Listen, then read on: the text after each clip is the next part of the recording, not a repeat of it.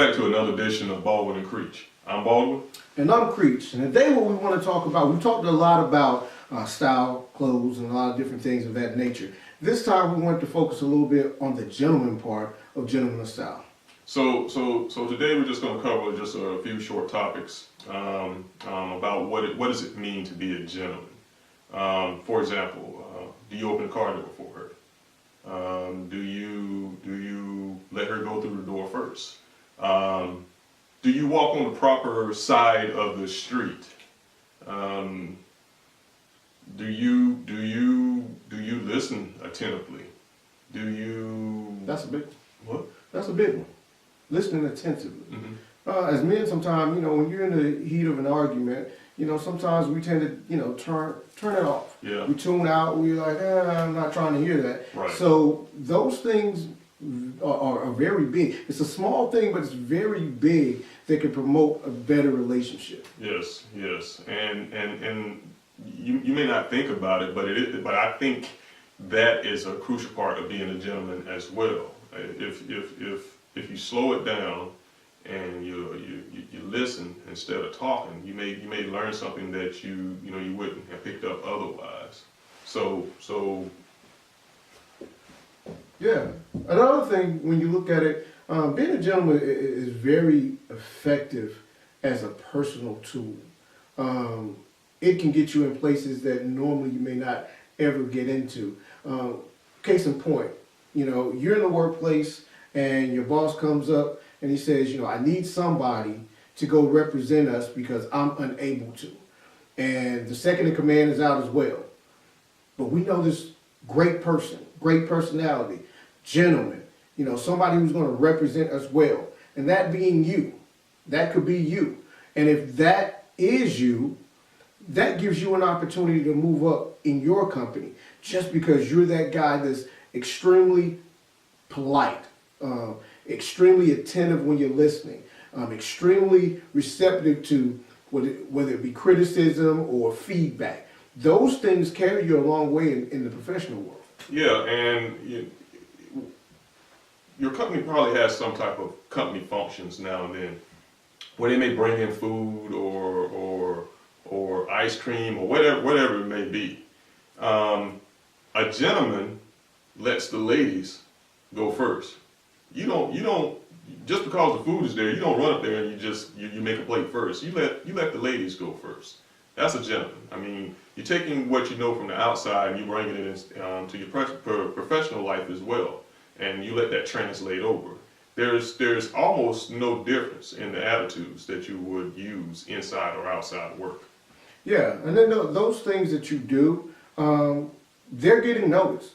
When you don't think people are watching you, they are, yeah. Especially at work. They're always watching to see who you are as a person. It's not, sometimes we think it's just about the work. Get the work done. But they're watching you to see how you interact with your coworkers, yeah. with your team. If you're a manager, they're right. watching how what is your true management style? Are you that person that can really make a team run extremely well? Right. Or does your team run well without you? Are you approachable? Right. Oh, yeah. That's a big one. Yeah. That's a big one. As a manager, can I approach you? Do you have that quality where I feel like I can come to you and say, hey, I'm not feeling very well about this particular situation, and this is the reason why? Yeah, a gentleman, he can take those things. He knows how to approach that situation in a way that he's still being professional, but he's not being stern or hard at the same time, and he's able to talk through and navigate that type of water. So a gentleman still, again, it translates over from your social life into your professional life. You're a gentleman. I mean, you learn these things. You make them work for you instead of against you. And one of the words I like to kind of incorporate or almost attach to being a gentleman is compassion. Right. You have to learn to have that compassion. Once you get that part down, becoming a gentleman starts to become easier to you. You have to be a little softer. As men, we're taught that we have to be hard. Right. It's up to us to make sure, we're masculine, we get things done, we protect the world, our women, we serve, we protect, we do all those things. But when we're not doing that, we have to make sure that we have a softer side, that side that listens, that side that is approachable, by your kids. If you have kids, your kids have to be able to come to you as a man and be able to give you a hug. They have to be able to come to you and talk to you and feel comfortable. Not just that you're a father, but that you're that father that they feel comfortable and connected with. Yeah, yeah. So I mean, just ask yourself. I mean, are you a gentleman? Are you doing some of the things that we talked about? I mean, there's other things out there that you could do to be a gentleman, but you have to start from somewhere. So I mean, ask yourself, are you a gentleman? Because if you're not, try to become one. Try to become one. Take steps. That's the best way to do it. Just take some different steps, because sometimes we have to look at ourselves and see, has this been working for me? And if it hasn't been working for you, it's time to make some changes. Yeah, make some changes. Do something different. Especially when it comes to, if you're a father, a big brother, a uncle, a father figure to somebody else that's not yours. They're watching you. You're a role model, whether you want to be or not. They're watching you, and they need to see more gentlemen. It's great to see a hardworking man. It's great to see, a man that provides. It's great to see a man that has, a good job. But they also need to see a good man. I'm gonna tell you something that a gentleman does that you may not think about. A gentleman sometimes does things that he does not want to do. And he does those things that he doesn't want to do because he's not doing it for himself, if I'm saying that right. That's correct. That's he's doing it for someone else. Right. So he's not being selfish of himself. He'll take whatever the hit is or the problem is, and he'll even if he doesn't want to do it and it's upsetting him and it's like the worst thing in the world, he'll do it anyway if it's for someone else, to make someone else feel better. A gentleman does things that he doesn't want to do for other people. Like if you've been working all week, and I just gave you this example. You've been working all week, or you were outside working all day, and and after you're done, all you want to do is sit down on the couch and watch TV. But someone else, they would like for you to get up and go to the mall and walk around with them. You really don't feel like doing it, but a gentleman does it anyway. Not because he wants, not because, I don't know. I'm trying to think of how to say this. I get what you're saying. Basically, what you're saying is they don't do it for the accolades. They don't do it for the pats on the back. They do it because, as a gentleman, you want that other person to be happy. Yeah, you want exactly. You want that other person to feel like they matter. That's what I was trying to say.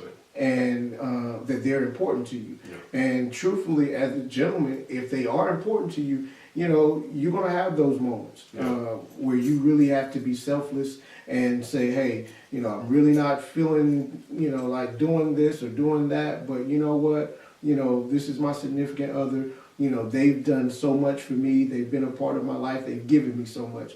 And so that should make it a little bit easier. When you have somebody that has been with you and has loved you and been about, just your happiness and your well-being, it should make it a little easier to be a good gentleman. Right, exactly. So gentlemen, be gentlemen. Right. Step up your game. Step up your game. Be gentlemen. Stop worrying about, what your friends or your boys, or stop worrying about what everybody else is saying, especially when it comes to your own well-being. Being a gentleman is for you, but so many other people get so much out of when you're a gentleman. Yeah. So many other people. Yeah. And those things will reduce some of the things that are going on in the world. We live in a very different world now, and being a gentleman can help to heal some of that. Exactly. So trust me when I say, become that gentleman that you know you are. It's inside. We know that. Yeah. Bring it to the outside. Yeah. Bring it to the outside.